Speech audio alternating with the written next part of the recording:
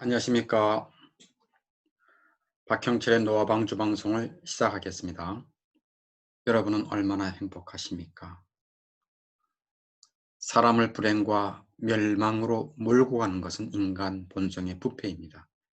사람은 죄로 말미암아 본성상 전부 부패했습니다. 사람의 가장 중요한 기능인 이해, 즉 깨달음이나 총명의 기능은 영광을 잃어버리고 혼동으로 덮였습니다. 삼손이 두 눈을 뽑힌 것처럼 사람의 이해의 눈을 빼앗겼습니다. 명령의 기능인 의지는 처음에는 하나님께 충성하였습니다만 지금은 반역자로 변했습니다. 반역자로 변했다고요? 네, 하나님을 대적하고 그리스도를 믿는 것을 좋아하지 않습니다. 도리어 대항합니다. 이뿐만이 아닙니다.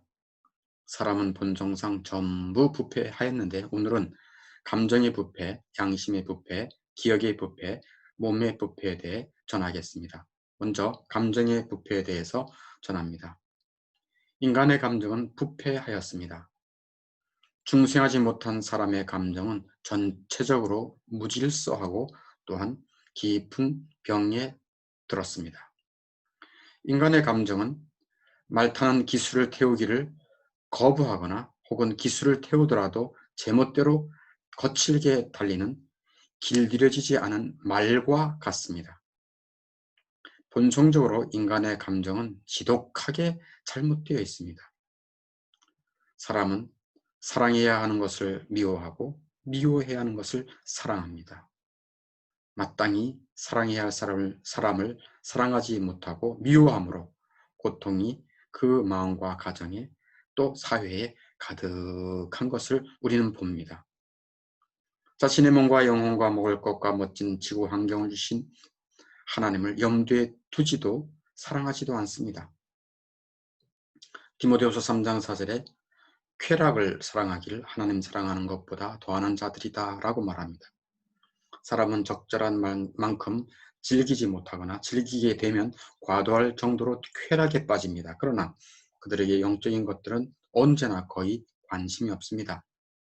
한마디로 말하자면 그들은 결코 바르지 않으며 오직 악하기만 합니다. 여기에 쉽게 끊어지지 않는 세 겹의 밧줄이 있습니다. 사람을 꽁꽁 묶어서 죽음으로 향하게 하는 세 겹의 밧줄이 있습니다. 첫째는 눈먼 이해요. 둘째는 고집센 의지며 셋째는 무질서하고 병든 감정입니다. 이것들은 하나님과 거룩을 대적하다가 지옥 심판으로 떨어집니다. 거듭나서 새로운 피조물이 될 때까지는 하나님과 거룩을 대항하여 우뚝 설 것입니다. 두 번째 양심의 부패입니다. 양심은 부패하고 더럽혀졌습니다. 디도서 1장 15절에 더럽고 믿지 아니하는 자들에게는 아무것도 깨끗한 것이 없고 오직 그들의 마음과 양심이 더러운지라 라고 말씀하고 있습니다. 양심은 악한 눈입니다. 양심은 사람의 생각을 많은 어둠과 혼란으로 채웁니다. 본성적 인간의 양심은 그 기능을 제대로 하지 못합니다. 오직 하나님께서 새로운 빛을 그 영혼에 비추어 양심을 깨워줄 때만 그 기능을 회복할 수 있습니다. 하지만 그때까지는 양심은 잠들어 있고 비활동적입니다. 양심은 빛을 따라 일하기 때문에 그 빛이 없이는 결코 기능을 다할 수가 없습니다. 그래도 양심은 살아있지 않을까요? 하고 말하는 사람이 있습니다. 그럴까요? 양심은 본성적으로 이 부분에서 깊은 잠에 빠져 있기 때문에 전혀 쓸모가 없습니다. 오직 하나님으로부터 나오는 광채가 이 부분에서 바르게 활동할 수 있도록 양심을 깨워주시지 않으면 아무것도 할 수 없습니다. 양심의 빛은 선과 악 그리고 죄와 의무를 구별하는 데 있어서 매우 결함이 많습니다. 그러므로 양심은 흉악한 죄악을 저지할지라도 죄의 강교한 역사에 대해서는 분별하지 못하기 때문에 그것을 전혀 막지 못합니다. 따라서 양심은 끔찍한 죄만 아니라면 술 취함, 욕설, 기도, 태만 등에 대해서는 그냥 지나침으로 거짓된 깊은 평강을 누리는 것이 양심입니다. 그러나 본성적인 양심이 책망하시는 성령님에 의해 깨어나게 되면 양심은 참으로 분노하며 사자가 포효하는 것 가운데 그 사람 전체를 끔찍할 정도로 경화하게 만듭니다. 또한 공경에서 그 사람을 돕기 위해 영혼의 모든 능력들을 엄청나게 다 불러 모읍니다. 이에 굳었던 마음은 떨리고 무릎은 꿇어지며 눈은 눈물로 가득해지고 혀는 죄악을 고백하게 됩니다. 또한 내 영혼의 배를 가라앉게 만드는 것으로 간주되는 모든 물건들을 아깝더라도 바다에 던지게 되는 것입니다. 세 번째, 기억의 부패에 대해서 전하겠습니다. 심지어 기억도 죄와 부패의 분명한 표시를 가지고 있습니다. 선하고 가치 있는 것은 기억되어야 하지만 미미한 감명만을 남기기 때문에 쉽게 사라집니다. 선하고 가치 있는 기억은 마치 구멍난 그릇 안에 담긴 것처럼 미끄러져 사라집니다. 이 채가 있지요. 이 채를 물속에 넣어 물로 가득 채운 후 끄집어내면 어떻게 되겠습니까? 모든 물이 빠져나가듯이 영적인 것들에 대한 기억 역시 마찬가지입니다. 좋은 기억들이 쉽게 빠져나간다는 것입니다.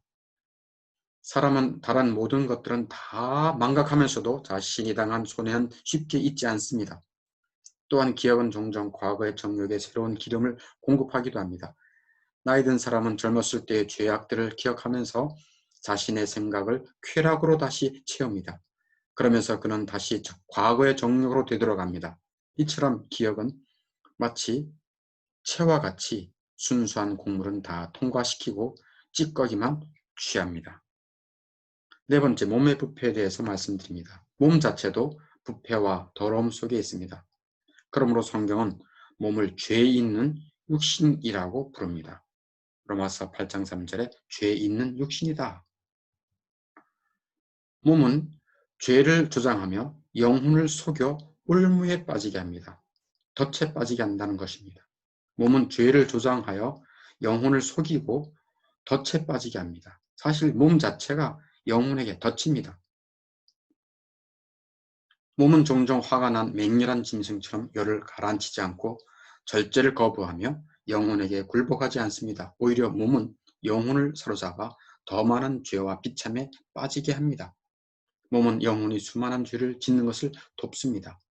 몸의 각 지체는 불의의 병기이며 사람들은 이것으로 하나님과 대항하여 싸웁니다. 눈과 귀는 열린 문으로서 이것을 통해 불순한 생각과 죄악된 욕구가 영혼으로 들어옵니다.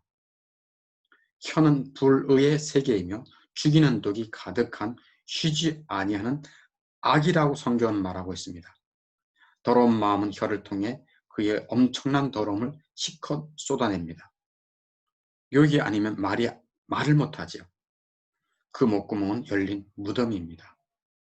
발은 마귀의 심부름꾼으로 달리고 달립니다. 발은 마귀의 심부름꾼으로 여기저기 달립니다. 배는 술주정뱅이와 소란을 피우는 방탕한 자들뿐 아니라 모든 본성적인 인간들의 모든 인간들의 하나님이라는 것입니다. 빌립보서 3장 19절에 보면 그들의 신은 배요, 그들의 하나님은 배다라고 말합니다. 이처럼 몸은 본성적으로 마귀의 첩자요, 하나님을 대항하는 무기 창고입니다. 로마서 3장 13절에서 15절을 보면 그들의 목구멍은 열린 무덤이요 그 혀로는 속임을 일삼으며 그 입술에는 독사의 독이 있고 그 입에는 저주와 악독이 가득하고 그 발은 피 흘리는데 빠른지라. 우리 인간 본성이 전부 부패했다면 그냥 이대로 비참하게 불행하게 부패한 냄새를 풀풀 풍기며 살아야 합니까? 전적으로 부패한 본성은 모든 부분에서 새롭게 되어야 합니다. 만일 어떤 사람이 여러 군데 부상을 입었으며 부상당한 모든 부분은 치료받아야 됩니다. 만일 부상당한 것 하나라도 빠뜨리면 그 환자는 그것 때문에 죽을 수 있습니다. 마찬가지입니다. 인간 전체, 인간 전체의 부패, 어떤 부패를 말합니까? 이해의 부패, 의지의 부패, 감정의 부패, 양심의 부패, 기억의 부패, 몸의 부패까지 어느 하나라도 변화되지 아니하면 행복할 수 없습니다.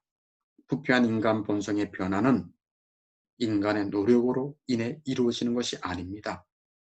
그러면 변화될 길이 있습니까? 네, 있습니다. 예수 그리스도 안에서 성령 하나님이 강력하게 역사해 주실 때 가능합니다.